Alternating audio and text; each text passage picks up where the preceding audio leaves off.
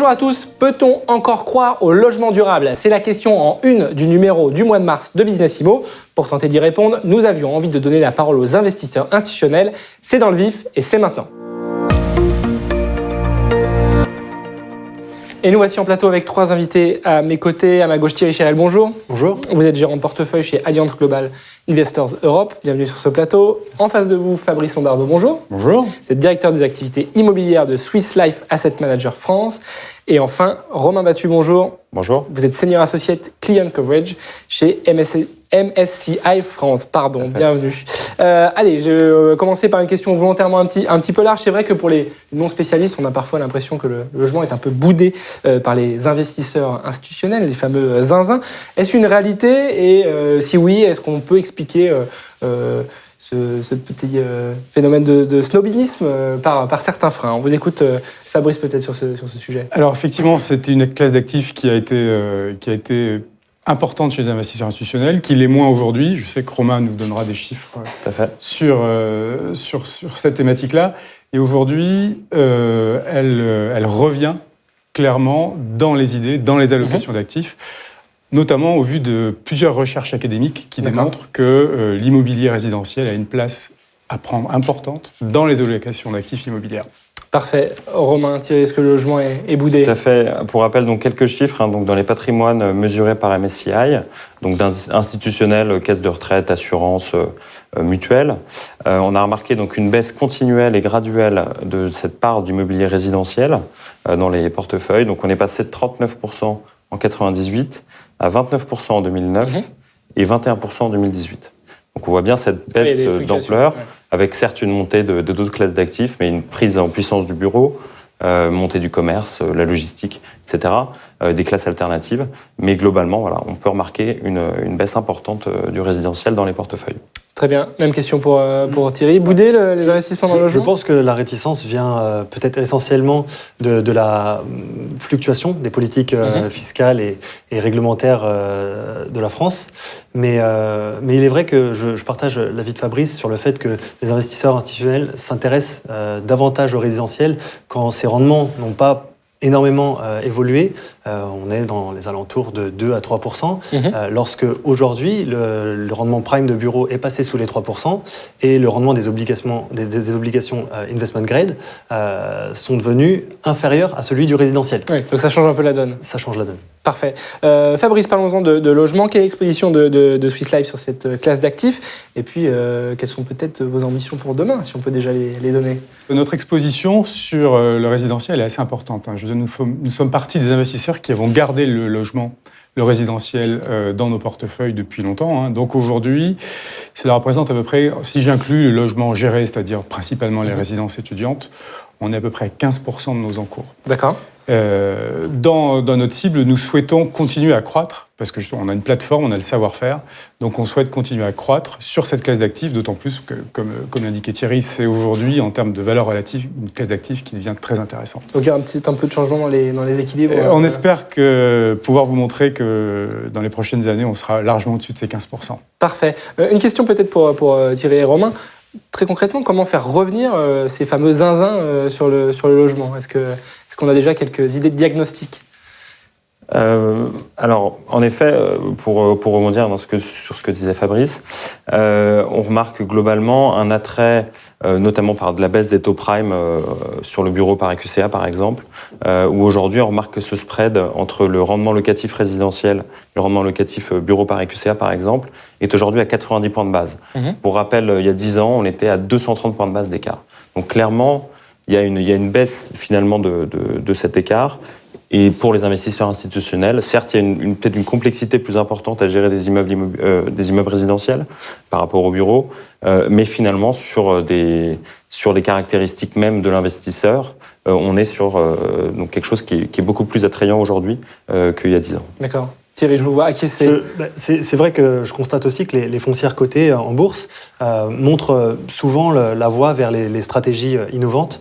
Et on constate que notamment Gecina, avec 17% de son patrimoine en logement, qui est un patrimoine historique qu'elle va bientôt filialiser, et puis Covivio, qui a aussi 25% de son exposition en logement. Alors, pas en France, mais en Allemagne.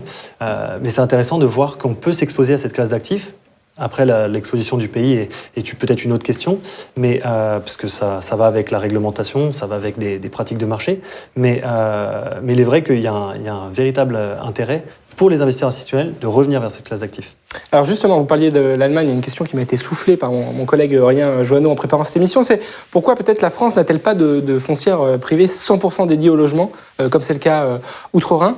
Je crois que vous avez un regard sur ces sujets. Il faut rappeler que Vonovia et Deutsche Wohnen, qui sont les deux principales foncières, ont repris des portefeuilles d'HLM historiquement. La crise des HLM en Allemagne s'est produite dans la fin des années 80 et à l'effondrement du mur de Berlin, début des années 90. Ça a créé d'importants portefeuilles qui sont venus sur le marché. Peut-être Fabrice pourra nous en dire davantage, qui est lui-même investisseur en logement, mais c'est vrai que l'Allemagne a réussi à constituer avec ses ventes de portefeuilles, qui sont aussi passées entre les mains d'investisseurs private equity, sont ensuite introduits en bourse au milieu des années 2000 et jusqu'à 2013 pour LEG Immobilien et Vonovia.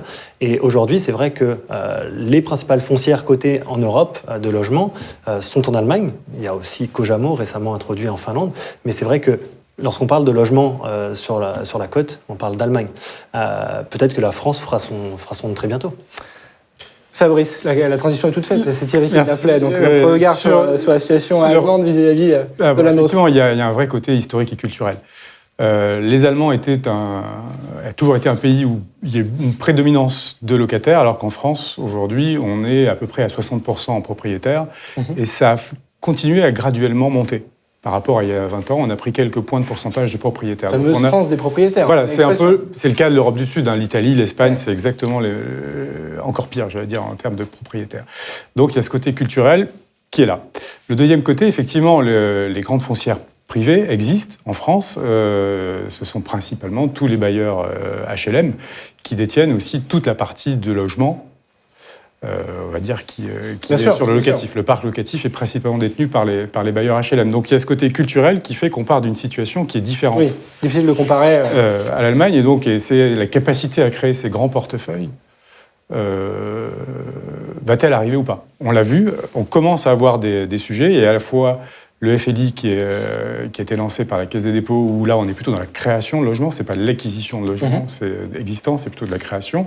Et on a vu certaines grandes opérations, comme il y a 18 mois à peu près, Foncière Vesta, donc le logement de la SNCF, où on a vu toute la partie, j'allais dire, libre du logement de la SNCF qui a été mise sur le marché et détenue par plusieurs institutionnels. Alors on arrive au moment de l'émission où on sort la boule de cristal et on s'interroge sur l'avenir. Alors quelles sont un petit peu vos perspectives sur ces sujets ? Est-ce que vous êtes confiant pour demain ? Et puis, alors c'est un peu la tarte à la crème, mais est-ce que le Grand Paris peut flécher des investissements sur le logement ? Allez, on va peut-être écouter Romain sur ce point. Alors, effectivement, nous, au MSCI, nous ne faisons pas de prévisions. Nous, évidemment, on regarde le passé, on fait des indices sur le passé. En revanche, ce qu'on peut dire, c'est qu'on fait un baromètre 2 fois par an, en partenariat avec le Crédit Foncier Immobilier. Et dans ce baromètre, on interroge une quarantaine de panélistes, des acteurs institutionnels du marché immobilier français. Et eux ont vu un retour important du résidentiel dans leur classe d'actifs. Et également prendre le Grand Paris vont prendre le Grand Paris comme une opportunité d'investissement. Donc les deux cumulés, évidemment, leur permettra de revenir sur cette catégorie d'actifs. Parfait. Thierry, vos pronostics pour demain, notamment à travers le Grand Paris, peut-être ? En fait, ce que je regarde avec attention, c'est la filialisation de GEC 25, qui est le petit nom de la société résidentielle de Gecina, qui sera renommée après l'Assemblée générale prochaine. Ce qui est intéressant, c'est que leur ambition, c'est de se dire qu'avec 51% d'un portefeuille de 3 milliards, avec 100% d'un portefeuille de 3 milliards, on gagne moins qu'avec un portefeuille où on a 6 milliards, en ayant réuni quelques-uns des petits portefeuilles de ce marché finalement fragmenté, et en détenant que 51% de ce portefeuille par des effets de taille. C'est ça que j'attends sur le marché résidentiel à court terme. Donc c'est peut-être un des sujets à suivre dans les prochaines semaines. Fabrice, vos pronostics ? Sur l'attrait, je pense qu'il va continuer sur le logement, puisqu'on est, malgré tout, on peut se poser des questions sur le cycle. Et l'avantage de l'immobilier résidentiel, c'est qu'on est acyclique. Le cycle sur lequel on est assis, c'est un cycle démographique, donc sur lequel on a une certaine vision et une certaine visibilité. Donc aujourd'hui, il y a un vrai intérêt pour revenir sur cette classe d'actifs-là. Le Grand Paris est une véritable occasion aussi de pouvoir se positionner sur du logement, puisque à la fois on va répondre aux besoins, là pour le coup des Parisiens, du logement, puisque en fait le logement, pour le rendre attractif, il faut qu'il puisse être proche de tous les grands pôles commerciaux, tertiaires de la région parisienne. Et c'est l'ambition du Grand Paris, c'est de pouvoir amener, via des infrastructures de transport en commun, toute la deuxième couronne, en fait. Et c'est ça qui est important, c'est-à-dire que tout autour des grandes gares, des gares du Grand Paris, on va pouvoir créer du logement et desserrer les taux aussi et les besoins de logement à Paris. Merci à tous les trois d'être venus sur ce plateau, d'avoir partagé vos expertises. Merci à vous de nous avoir suivis. On se retrouve très bientôt pour de prochaines émissions. Au revoir.